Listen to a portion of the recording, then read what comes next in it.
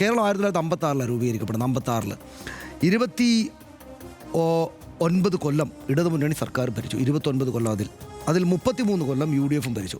LDF-ഉം UDF-ഉം ചെറിയ മാറ്റങ്ങൾ അങ്ങോട്ടും ഇങ്ങോട്ടും ഇപ്പോൾ പോലത്തെ മുന്നണി അല്ല, എന്നാലും ഇവർ ചേർന്നിട്ടാണ് ഈ പറയുന്ന 69 കൊല്ലക്കാലമായിട്ട് കേരളം ഭരിക്കുന്നത്.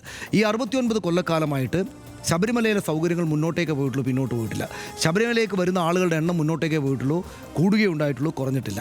ഈ കാലത്ത് ആരാ ഈ സൗകര്യങ്ങളെല്ലാം ഉണ്ടാക്കിയത്? ഈ സർക്കാരുകളാണ്. UDF-ഉം LDF-ഉം ചേർന്ന ഈ സർക്കാരുകളാണ് ഈ സൗകര്യങ്ങളെല്ലാം ഉണ്ടാക്കിയത്. നമ്മൾ മാധ്യമങ്ങൾക്കൊക്കെ വലിയ പങ്കുണ്ട്.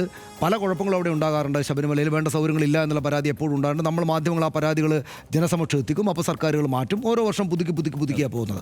അപ്പോൾ സ്വാഭാവികമായിട്ടും ഇത് സർക്കാരുകളാണ്, ഈ UDF LDF സർക്കാരുകളാണ് കാലാകാലങ്ങളായിട്ട് ശബരിമലയുടെ സൗകര്യങ്ങൾ വർദ്ധിപ്പിച്ചത്. അത് വർദ്ധിപ്പിക്കാനായിട്ട് ഇത് ശബരിമലയിൽ അയ്യപ്പന്മാർ എങ്ങനെ പോകണം, അയ്യപ്പന്മാരുടെ ഭാണ്ഡത്തിൽ എന്തൊക്കെ ഉണ്ടാകണം, കെട്ടുതറയിൽ എന്തൊക്കെ ഉണ്ടാകണം എന്ന വിശ്വാസപരമായിട്ടുള്ള കാര്യങ്ങൾക്ക് വേണ്ടിയിട്ടല്ല ഇവർ വിളിച്ചിരിക്കുന്നത്. മറിച്ച് എന്താണ്, ഇതിനെ സംഘടിപ്പിക്കുന്ന പരിപാടികളെക്കുറിച്ച് അവരുടെ ആശയങ്ങൾ തേടാനാണ്. നിശ്ചയമായിട്ടും വേണ്ടതാണ്. ലക്ഷക്കണക്കിന് ആളുകൾ വരുന്നൊരു പരിപാടിയിൽ സർക്കാർ അവരെ വിളിച്ചിട്ട് എന്താണ് നിങ്ങളുടെ ആവശ്യങ്ങളെന്ന് ചോദിക്കുന്നതിൽ യാതൊരു തെറ്റുമില്ല. നന്നായി. അതുകൊണ്ടാണ് NSS SNDP ഒക്കെ രാഷ്ട്രീയമായിട്ട് പല നിലപാടുണ്ടായിട്ടും അവരതിനെ സ്വാഗതം ചെയ്യുന്നത്. യഥാർത്ഥത്തിൽ BJPക്ക് ഒരു കൂടുതൽ നിരാശ ഉണ്ടാകുന്നത് സാഹചര്യം നമുക്ക് മനസ്സിലാക്കാവുന്നല്ലോ. പക്ഷേ കോൺഗ്രസ് എതിർക്കേണ്ടിയിരുന്നില്ല എന്നൊരു അഭിപ്രായമാണ് എനിക്കുള്ളത്. പിന്നെ